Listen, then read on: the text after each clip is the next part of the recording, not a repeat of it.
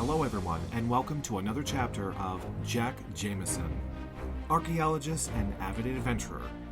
Penned by Raylan Mason, narrated by me, Brian Shepard.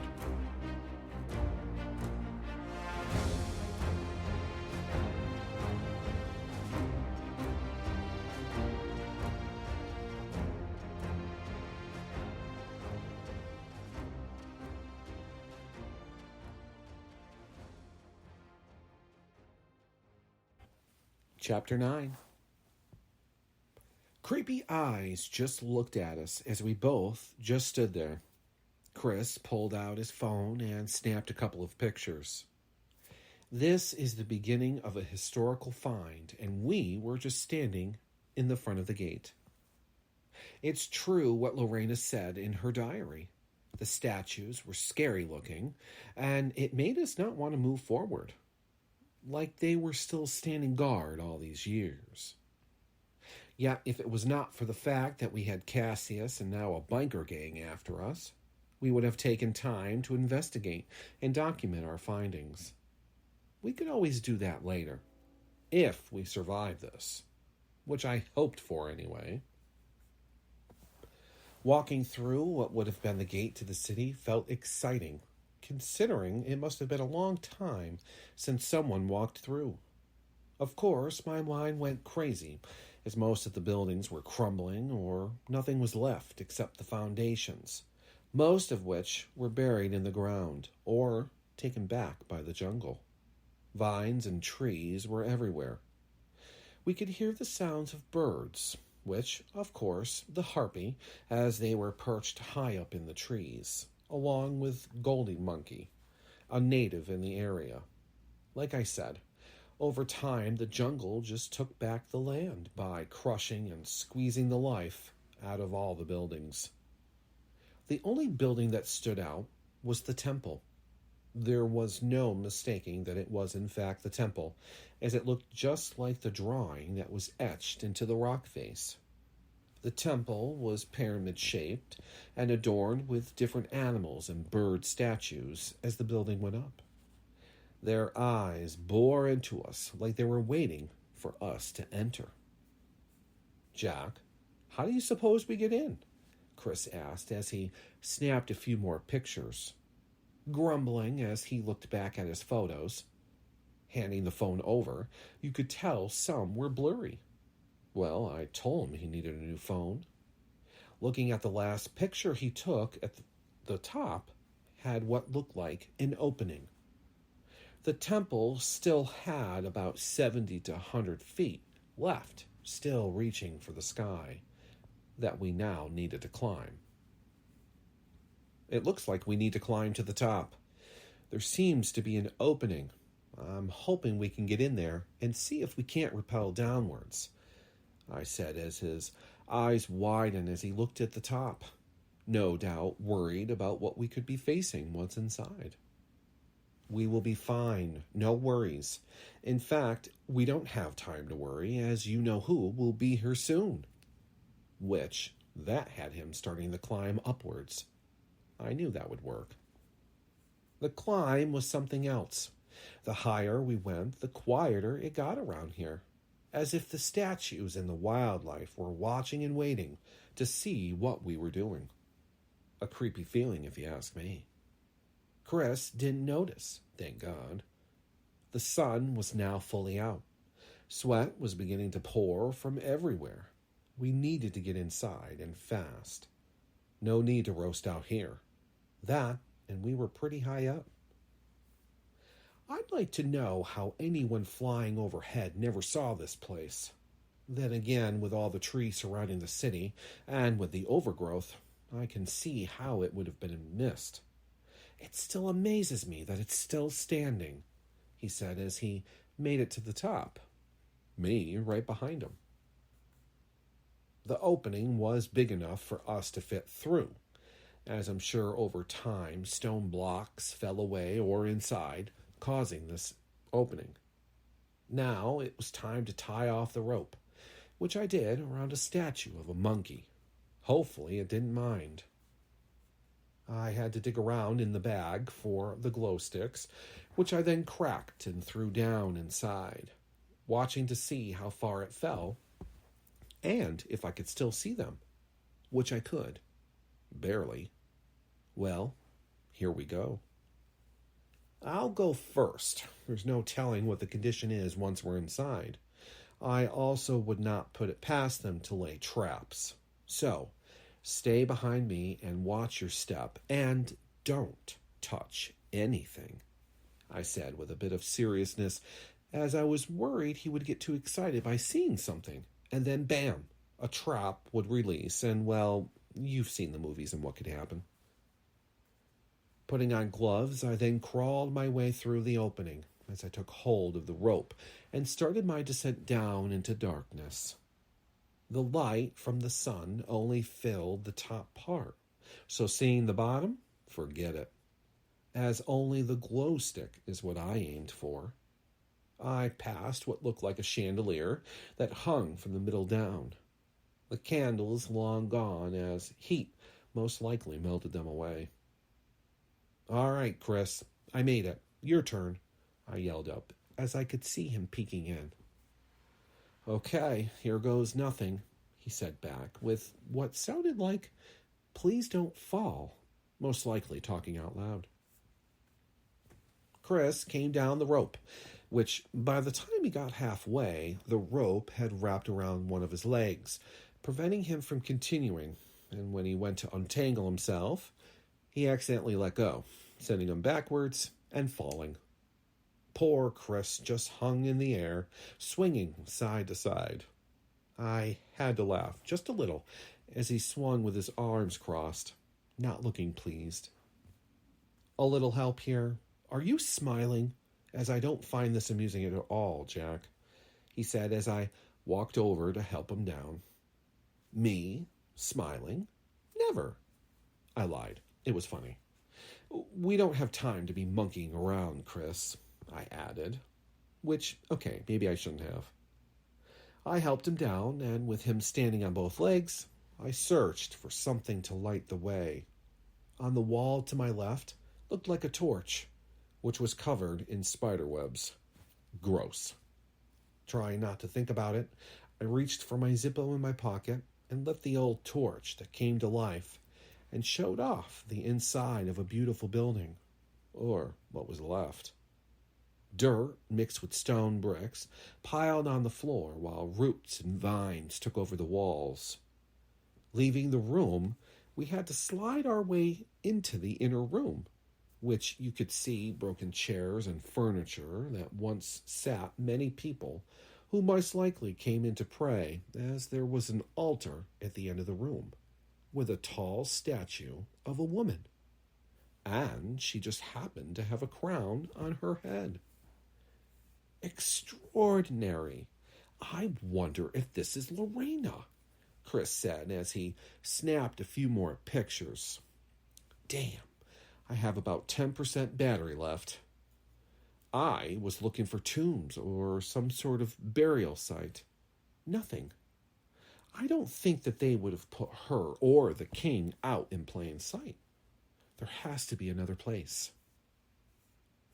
"I wonder if this place has a basement or a burial chamber," Chris said, walking around looking for any type of clues that would help us. I, too, began to walk around behind the statue, which I saw one large door. The door was blocked by dirt and sand, vines again creeping up the door. Maybe this led to another room or where we wanted to be. Time was not on our side, as the sun was now only peeking through just a bit now, meaning it was slowly starting to go down. Well, only one way to find out what's behind door number 1. Let's continue on through the doors. I have a feeling like we are going to find what we are looking for. Hopefully, I said to him as I walked over the mound of dirt and rocks to open the door, which one push was all it took, as it just fell over and broke on the floor. Chris just looked at me. "Really? You could have just knocked," he said, smiling, which then he stepped and pointed up. Spiders. And a lot, just crawling around in their webs and hanging down from more wooden chandeliers that looked like they were dangling from what rope was left. Of course they're spiders. Why wouldn't there be? Leave it to you to point out, I said as I checked my hair and kept the flame outwards to ward them off. They were not your average daddy longlegs. These were angry, big monster-looking spiders, ugly as well. Chris just laughed. The room, however, was filled with not only spiders, but old scrolls, desks covered in old papers, the walls with half-broken shelves, and even more scrolls, almost like a library of sorts. In the back of the room again was what looked like stairs leading down. We both looked at each other as we descended down the stone steps into darkness, with only the small torch to shine the way. Odd. There are holes in the wall, I noticed, as we hit the bottom step. Just as Chris walked past me and stepped off, we could hear a click. Moving quickly, I shoved Chris out of the way just as arrows came flying out of the wall. Typical. I wasn't too sure if it was a trap or part of the wall. Are you okay? I asked as he was now standing in a foot of water as I brought the light closer to him. Great. Now my feet are wet and there seems to be things floating in the water. Yuck. I don't even want to know what's floating in this water, he said, looking not happy once again. Looking down to see, it might be better if I did not say anything, as there were snakes slithering around in the water. He must have noticed what I was looking at as he jumped back and landed on his rear end, and then, as I turned to shine the light on him, he turned his head and gasped, scrambling up out of the water. Next to him was a skeleton, remains which looked like a priest of some sort, as he was wearing what looked like a black robe. Strange. He was also wearing a necklace with a cross. Not just any cross, but a Celtic one. Very interesting. You weren't going to tell me again about the snakes.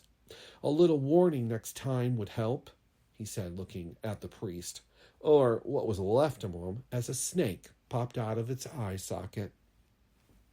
God, that's gross, Chris said, shuddering as he looked away. That's not very nice to say, and here I thought you liked him, considering you practically fell into his lap. That earned me a punch in the arm. Okay, so no more making light of the situation.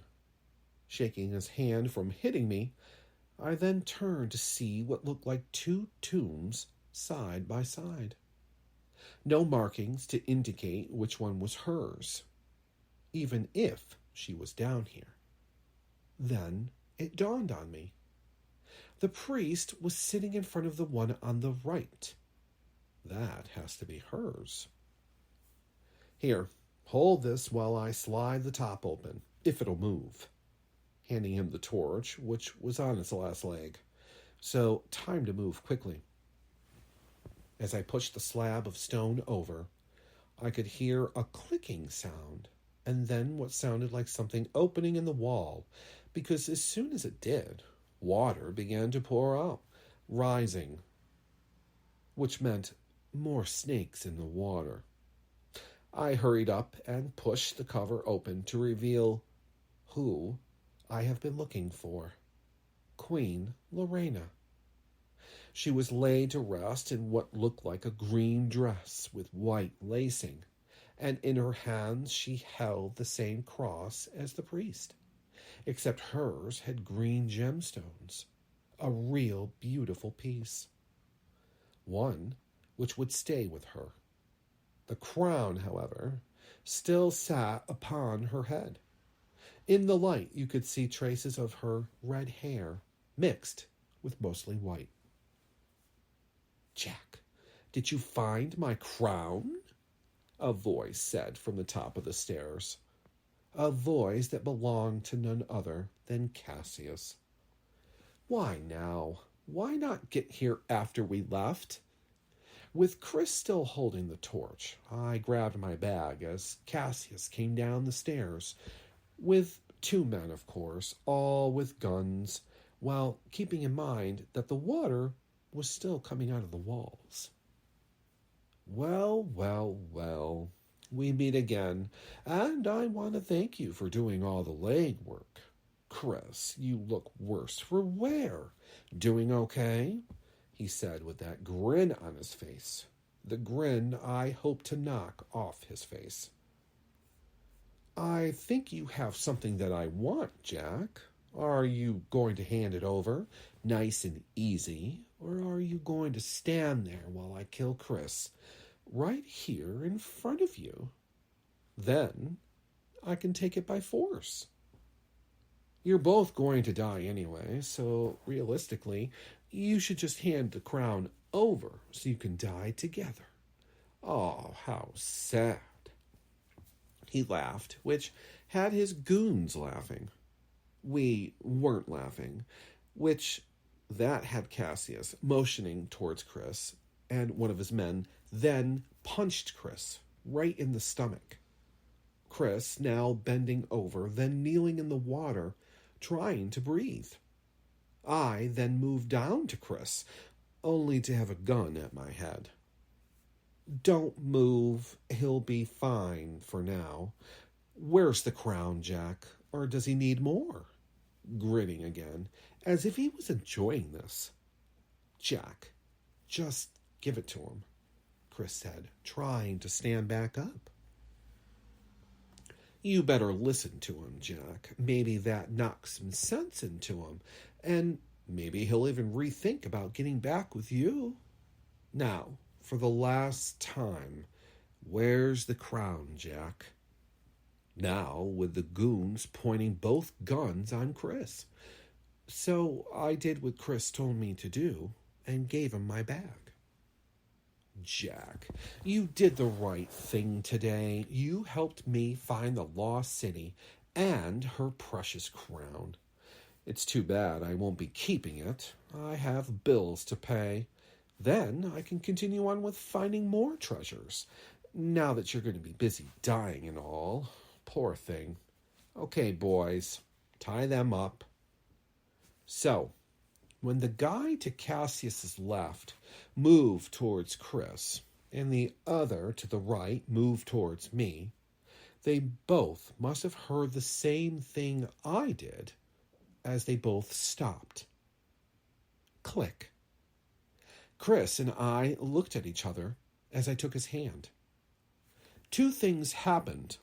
First, as Cassius turned to look at me, I punched him dead in his face before he fell and tripped getting back up towards the stairs. Second, the floor gave out around the tombs, sending the 2 goons down to God knows where. Like the bridge, there was no bouncing back from that either. Goodbye, Jack. Chris, I'll tell your father I said hello. As he ran up the stairs, leaving me and Chris standing in the middle of a room with no floor. Well, this is interesting.